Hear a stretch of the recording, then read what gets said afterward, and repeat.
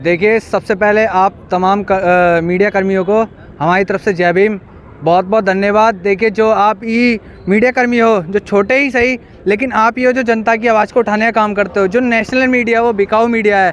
और अभी आपने बोला कि चुनाव आने वाला है ना, सारी लोग पार्टियाँ बोलती हैं, लेकिन एक भी पार्टी ऐसी बता दी है जिन्होंने 70 साल में अच्छा काम किया हो, जिन्होंने बाबा साहब के नाम पर काम किया हो, जिन्होंने समाज के लिए काम किया हो, जिन्होंने स्कूल के लिए काम करा हो। अभी जैसे एक देखिए मुहिम चल रही है, आपने भी कई साथियों से पूछा कि 2100 रुपये की मुहिम चल रही है।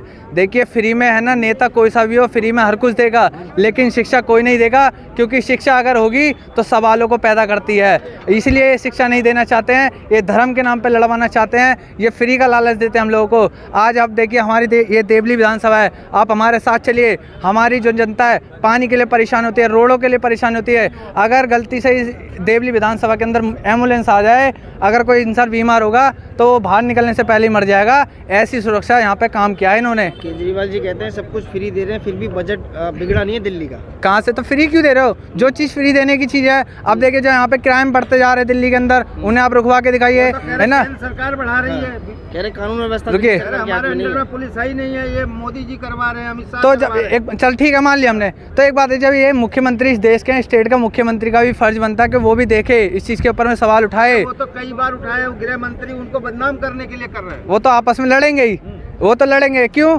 क्योंकि जनता को भड़काना है, इधर से उधर करना है। अभी आपने देखा नहीं, 2100 रुपये का मुहिम दे दिया, फ्री की बसों को दे दिया। अभी हमारे उनने माननीय जय किशन जी ने जो बोला 60,000 करोड़ का घोटाला जो है समाज के लिए आता है, उसका वो दे हमें।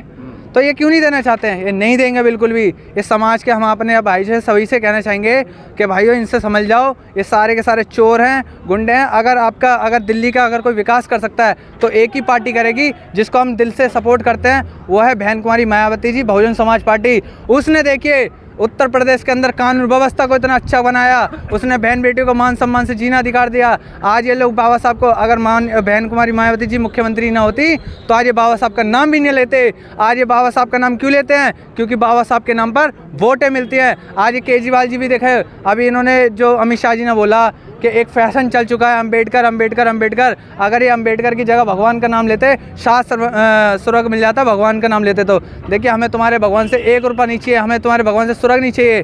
किसने स्वर्ग देखा, किसने नरक देखा? मैं कहता हूँ ज़िंदगी एक बार मिली है, वो यहीं पे है। चक्रव्यूह जैसा आप करोगे वो वैसा ही आपके पास घूम कर आएगी। तो इसलिए हमें भड़काइए ना, हम समझते हैं, सब जानते हैं। भाई एक बात बताओ, अमित शाह जी ने बेइज्जती की, उनकी बाबा साहब का अपमान किया जी। आपका समाज कहाँ है? उनसे ना तो इस्तीफा मंगवा पाया, ना उनके घुटने टिकवा पाया।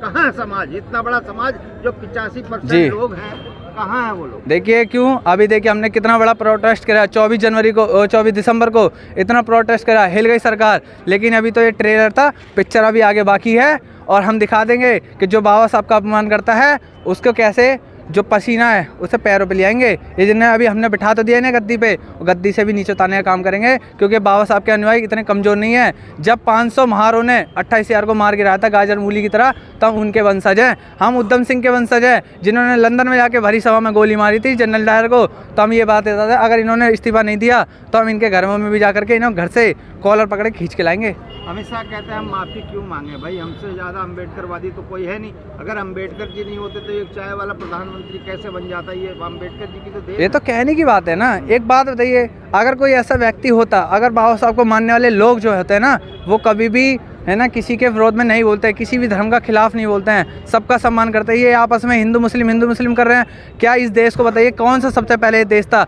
सबसे पहले देश था ये सोने की चिड़िया, जो कि बौद्ध देश के नाम से जाना जाता। आज इन लोगों ने क्या करा?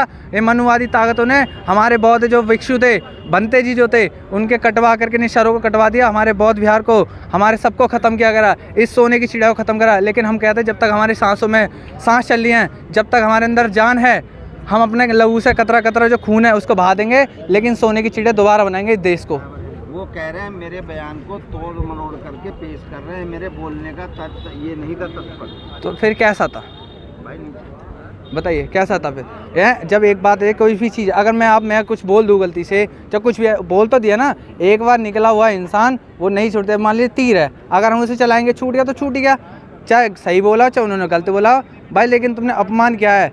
अगर भगवान हमें चाहता तो पहले ही हमें सब कुछ देता, अम्बेडकर को आने की जरूरत नहीं पड़ती। लेकिन बाबा साहब अम्बेडकर ने अपनी 4 औलादें कुर्बान कर दी। आज मैं कहता हूँ मुझे किसी देवी देवता, किसी भगवान ने नहीं दिया। आज अगर मैं आप लोगों के सामने ऐसी वाइट दे पा रहा हूँ, माफी नहीं मांगूंगा है उनके बाप भी मांगेगा। अभी शर्त लगा लो, एक लाइन में आ जाओ, खड़ा करो, उनका बाप भी मांगेगा माफी। और बताइए, हम वादे के साथ कह रहे हैं, सीना ठोक के कहते हैं, मिनिस्टर है भाई वो। अरे हम छाती ठोक के कहते हैं उनका बाप भी मांगेगा। हमारे सामने आके तो दिखाइए, हमारे सामने उनका बाप भी मांगेगा।